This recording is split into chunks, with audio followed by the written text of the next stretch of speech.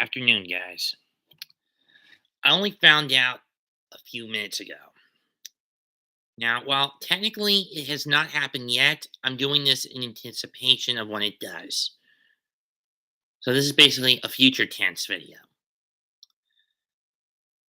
Two-time WWE Hall of Famer, former AWA, WCW, WWE, and Impact wrestler Scott Hall slash Razor Ramon has been taken off life support and unfortunately will soon be announced dead at the age of 63 following complications from hip surgery.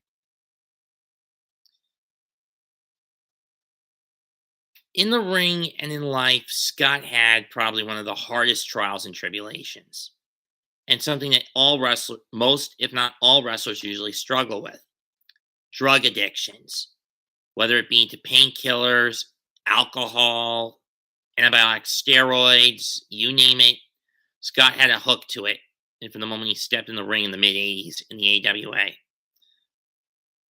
from what I understand.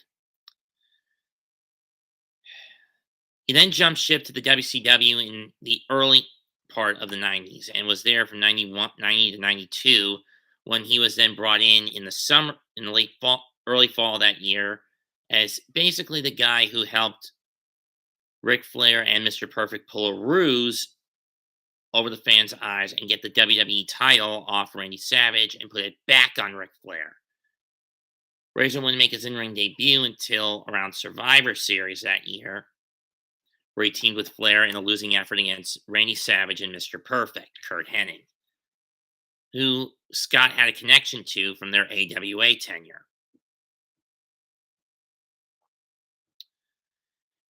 After the summer of 93, Scott turned babyface and would win 4 WWE Intercontinental titles during his stretch.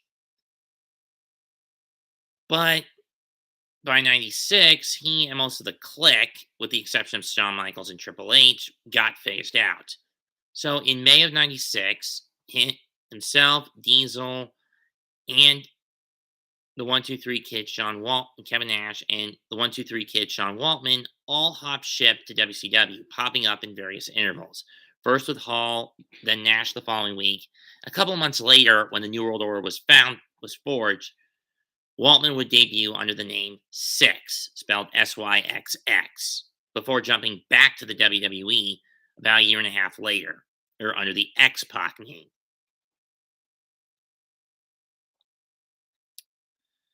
During that time, though, especially in the back half of 98, Hall's substance and alcohol issues started to rear their ugly heads on the camera. Anyone remembers the infamous Halloween Havoc match he and Nash had, where Nash basically walked out because he couldn't face Hall in his drunken state.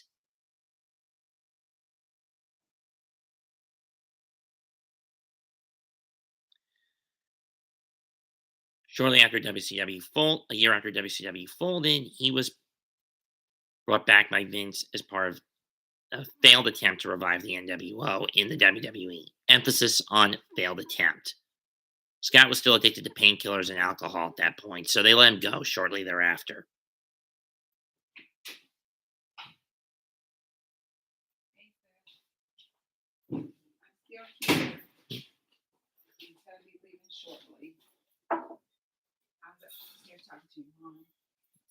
Okay, I'm kind of doing a video at the moment. Anyway, social worker. Anyway, 2002, he was part of the inaugural Impact stint when they were in the TNA Asylum. He was briefly put in the running for the NWA World Title, but he was a little jaded to it at that point. Never got the title win, and it would leave near the end of 2002.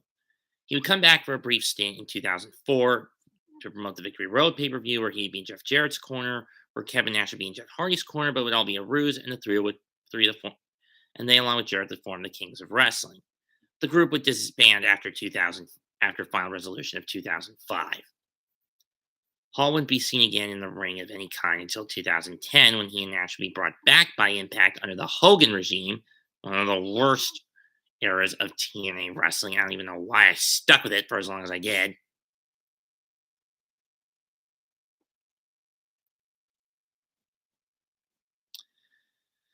But that being said, once even after winning an Impact Tag Title run, he didn't stick around much longer again. By that point, his life was a wreck. He was basically overweight. He had to have a pacemaker installed into himself, and he was in constant pain. That's when he turned to DDP and asked for some yoga drills. And along with Jake the Snake Roberts, they got themselves cleaned up. 2014, Hall was inducted into the Hall of Fame.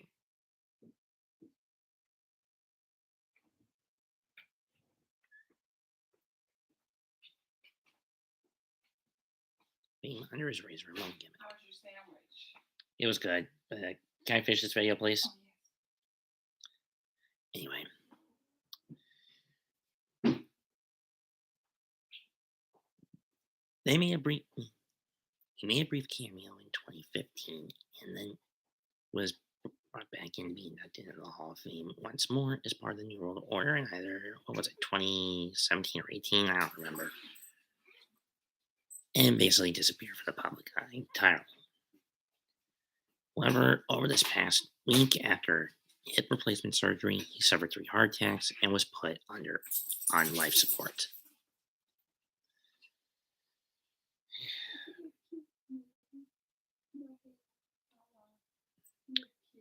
Sorry I have to do this in a pseudo ASMR style, but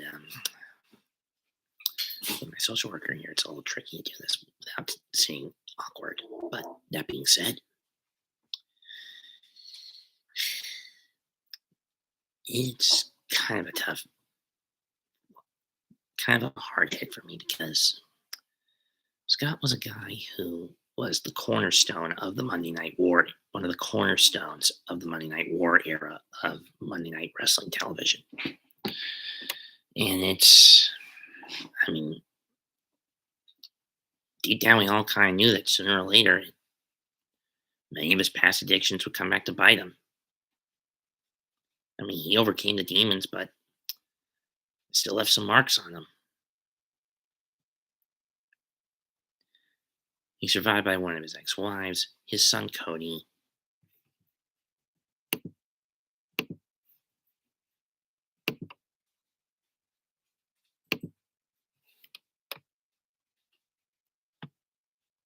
Oh, it's the 2020 Hall of Fame. My bad. His 2 kids, his ex-wives, Dana Bergio and Jessica Hart. I don't think in any way related to Brett, but that being said,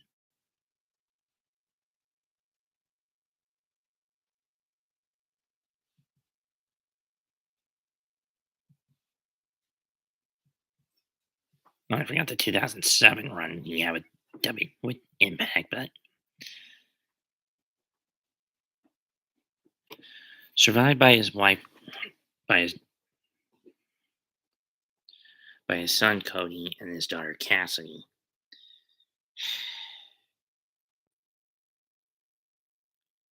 How he missed.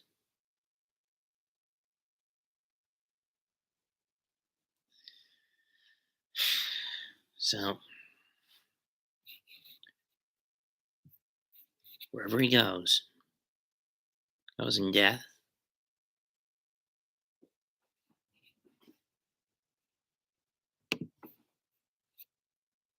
I know he'll be telling whichever big guy he runs into, toothpick in hand, in mouth,